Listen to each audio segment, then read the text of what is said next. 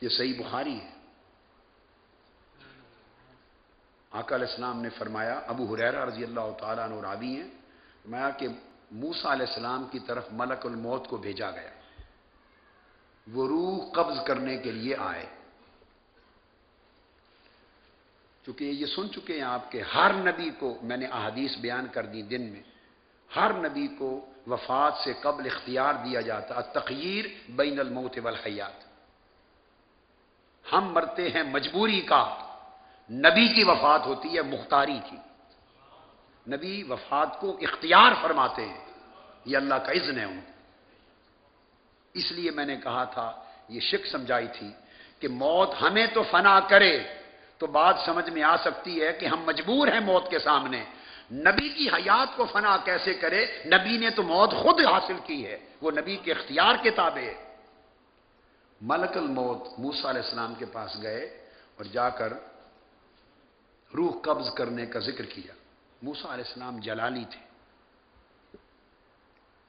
جس انداز سے ملک الموت نے بات کی موسیٰ علیہ السلام کو پسند نہیں آئی، موسیٰ علیہ السلام کو پسند نہیں آئی، ایک تھپڑ مارا اور ملک الموت کی آنکھ نکال دی۔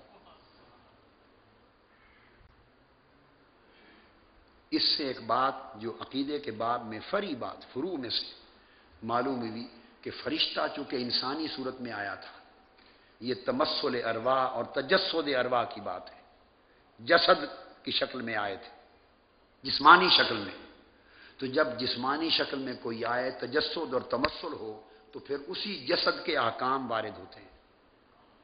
اگر اپنی اصل حالت نور میں ہوتے تو نہ تھپڑ لگتا نہ آنکھ نکلتی، لیکن چونکہ جسمانی انسانی بشری پیکر کی شکل میں آئے تھے، لہذا اس وقت وہی احکام وارد، آنکھ نکل گئی۔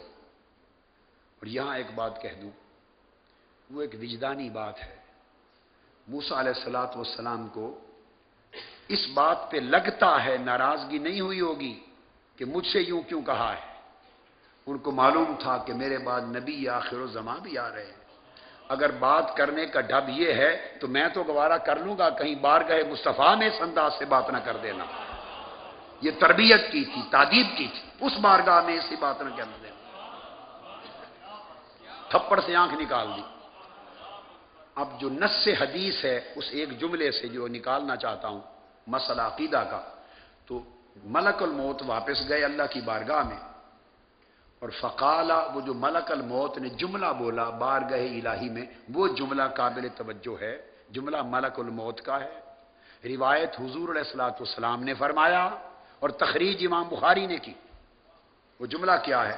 ملک الموت نے کہا، ارسلتنی الی عبد لا یرید الموت، اے اللہ تو نے مجھے ایک ایسے بندے کے پاس بھیجا ہے جو مرنا چاہتا ہی نہیں۔ یہ عقیدہ ہے ملک الموت کا کہ نبی چاہے تو مرے وفات پائے، چاہے تو واپس رد کر دے موت کو۔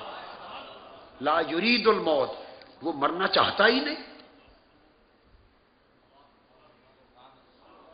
ثابت ہوا اختیار کا، موت اختیار میں۔ آگے پھر واقعہ اللہ پاک نے دوبارہ بھیجا اور آداب سکھائے کہ یوں جا کے بات کر۔